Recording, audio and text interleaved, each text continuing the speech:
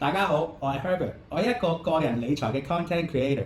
我呢個 channel 咧係想分享俾大家我自己嘅投資同埋理財失敗同埋成功嘅經歷，希望咧大家可以好輕鬆咁收到一啲投資嘅資訊，去令到自己咧達到財務自由。我為人津津樂道嘅一條片咧，就係我點樣喺200萬嘅欠債嗰度翻身啦，同埋我失業嘅時候，我點樣可以走翻出嚟。今日咧，我就想同大家分享下當初我開始投資嘅時候嘅5大問題嘅，包括一開始咩都唔識嘅時候，我究竟投資咩好先穩陣呢？我幾時開始好啊？而家個市好似唔係好穩定喎，特朗普咁樣搞到亂晒，究竟點好呢？係咪而家唔係時機呢？第三個問題就係究竟用咩戶口去開始好先至唔會俾人昆水啊？用銀行好啊，定係用一啲獨立嘅平台好會比較好啲呢？第四個問題就係我有咁多錢啦，我擺幾多錢落去先至 make sense 啊？第五個問題就係我點樣做好分散投資？如果有興趣嘅朋友，記得睇落去啦。第一個大問題點樣去開始嘅就係咁多種類，頭都痕埋，點樣揀呢？淨係股票都有港股同美股啦，市場入邊有咁多隻股票，點揀好呢？又聽見人哋講話 ETF、Exchange Traded Fund 又係咩嚟呢？咩嘢係交易所交易基金呢？特朗普喺度搞貿易戰，啲黃金我2月嗰陣時買咗啲，都已經升咗5%啦。究竟應唔應該買呢？好啦，我哋又講下股票啦。究竟喺我哋買股票之前，我哋有冇諗過我哋買股票係買緊乜呢？我哋係咪買緊一啲市場嘅一啲聲音呢？譬如話，哇，好多人都話 AI 呢排掂啊，買 Nvidia 升咗好多啊，哇，突然間又跌喎，好似咧俾 DeepSeek 蓋過咗喎。我哋係咪買緊呢啲嘢呢？定係 Elon Musk 最近 Tesla 大跌啊？因為咧佢幫特朗普站台嘅時候咧講錯嘢。究竟我哋係咪買緊一啲市場嘅聲音、市場嘅消息，定係股票？佢根本概念就係我哋覺得呢間公司好有發展、好有潛質，我哋係買緊佢未來嘅潛力，或者我哋覺得佢會賺錢啊，我哋就買咗佢股票，係喺佢盈利嗰度分一杯羹。而呢個分一杯羹嘅方法咧，就係派發股息啦。其實買股票就係好似用一個老闆嘅身份，就係我要投入呢間公司，我要做呢間公司嘅股東。你今日唔會話我就係呢間公司嘅老闆啊，聽日就係話我唔做啦，我唔識搞呢樣嘢啦，我又做咗其他公司嘅股東咧。究竟係咪咁樣呢？講到買股票其實係一個英明嘅老闆做嘅一個眼光獨到嘅投資決定，令我諗起一個1980年呢一個可歌可泣嘅故事，就係一個好英明嘅老闆睇中咗可口可樂嘅股價大大被低估，因為當時咧佢比百事可樂竟然打到 PK。但係呢個老闆咧就見到幾樣嘢，第一就係可口可樂嘅品牌力量，第二就係佢哋嘅經營模式，第三就係佢哋嘅市場潛力。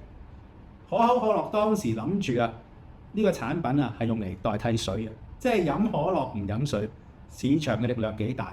佢哋揸住一個獨特嘅配方，就係喺幾個地方生產呢個秘密嘅糖漿，分發到世界各地，可以 license 出去啦，或者係自己開一間樽裝嘅生產商去生產，供應到地球嘅每一個角落。就係因為一個咁嘅潛力，一個咁嘅品牌嘅力量，巴菲特就喺1980年一路揸到現在，總共40幾年。你哋又知唔知道而家可口可樂嘅股價值幾多呢？係70蚊，70幾啊！一個368到70幾，喺呢40年裏邊，佢哋暴升咗70倍嘅 growth。巴菲特就話啦，其實我哋應該點樣去諗呢？就係我哋投資就係好似揸住一張得20個印仔嘅印仔卡，一生人只可以做20次決定，每做一次就吸一個印仔。如果用呢種思考模式嘅話，我哋又會點樣去選擇我哋嘅投資？我哋投資嘅時候呢，會唔會小心好多呢？而佢嘅好拍檔 Charlie Munger 又點講呢？佢就話一般投資者就係一般投資者，鬼唔知咩。佢就係話，如果你唔係 top 20% 嘅投資者呢，你就係一個一般嘅投資者啦。一個一般嘅投資者又點可以贏一啲專業嘅投資者呢？所以啊，如果我哋自己去揀單一嘅股票嘅時候呢，我哋嘅輸嘅機會呢係非常之大嘅喎。咁佢哋嘅建議係咩呢？佢哋嘅建議就係話啦，我哋可以參考下股市成個市場啦，因為呢過去30年啊，其實喺美國嘅股市，無論係 S&P 指數或者係咧納斯達克指數咧，佢哋嘅升幅咧都係達到9至11% 嘅喎。咁我哋又點可以把握呢啲機會呢？我哋咧可以去買一啲股票嘅基金啦。喺香港我哋可以選擇盈富基金啦。如果喺美國，我哋就可以買一啲指數基金 ETF（Exchange Traded Fund），例如咧 S&P 500指數嘅基金啊，同埋咧納斯達克指數嘅基金。佢哋咧就係根據嗰個指數嘅成分買翻相對應嘅比重，呢一啲咧就係 ETF Exchange Traded Fund 啦。而我哋要留意嘅咧就係佢哋嘅 service fee 啦，因為佢哋係唔需要好主動去管理呢一啲基金嘅喎，只要跟翻指數嘅成分買翻就得㗎啦。所以啊，佢哋嘅 service fee 越低咧，我哋嘅回報率咧就係會越高嘅喎。例如啊，Vanguard 唔知你哋有冇聽過呢？ Vanguard 就係一隻出名係 service fee 低嘅一個基金，而佢其中一個 S&P 500嘅基金咧嘅股票代號咧就係 VOO， 你哋可以留意翻睇翻咧佢嘅資料咧，就係過去3年咧佢嘅回報率係9%，過去5年咧係19%，而過去10年咧係12%。等等先，如果你想開始儲蓄或者投資，即刻 click 入去下邊條 link， 你就可以得到免費嘅3日由零開始儲蓄及投資課程啦！即刻 click 入去實踐你嘅投資大計啦！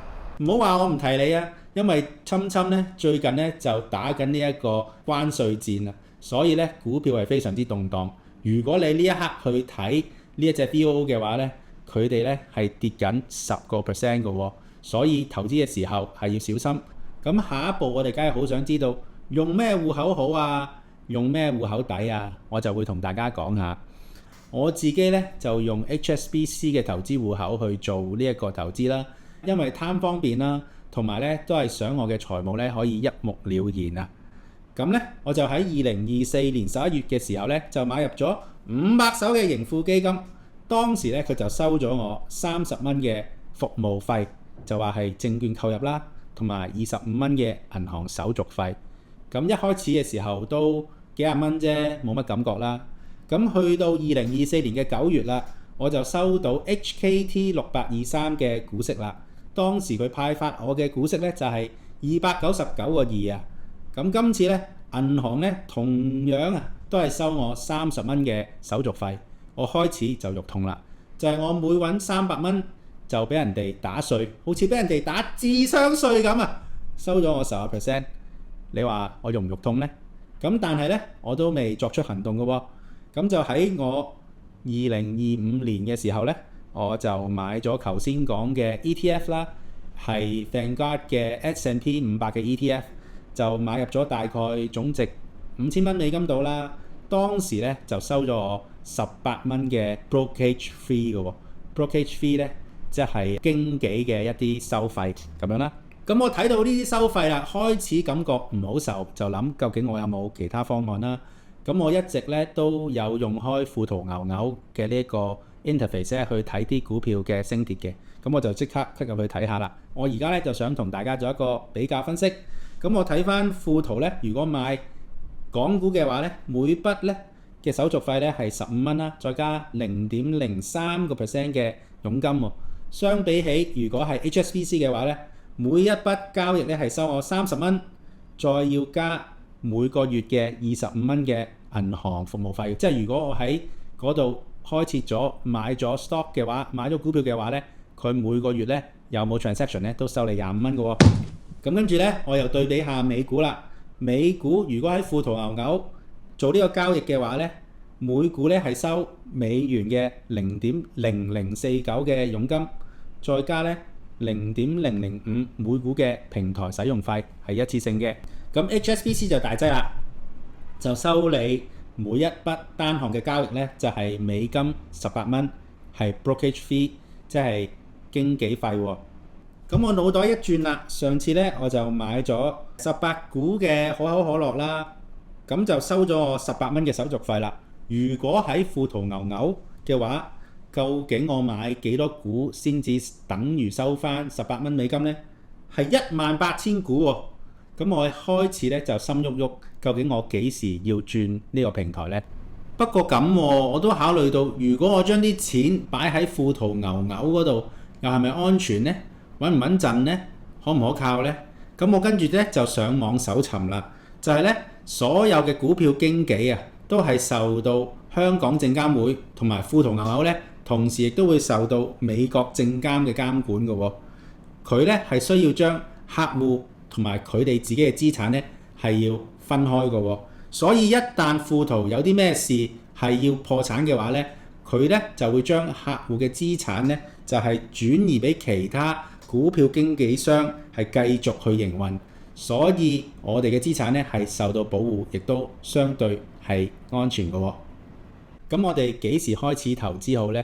我就覺得 now 現在係最好啦。輸錢就梗係痛啦，但係唔學又點識呢？除非你係一個天生嘅有錢仔。如果我哋唔識投資嘅話呢，注定呢一世都要為別人做牛做馬、勞碌致死啊！點解我咁講呢？因為錢係會注定失去佢嘅價值。你可以幻想錢只係一個概念，有人喺度撩一啲公仔紙，譬如話侵猛咁撩啲100蚊嘅公仔紙出嚟，佢可以無限咁畫，不斷咁畫。咁你話呢啲錢又值唔值錢呢？而投資就係將呢啲失去價值嘅公仔紙盡快擺去一啲有價值嘅地方，例如話房地產啊、股票啊、黃金咁樣。咁你話啦，我哋係咪越快學識投資越好呢？可能你會問啦，咁錢貶值得有幾快啊？就有一個 Rule of 72嘅計算方法啦。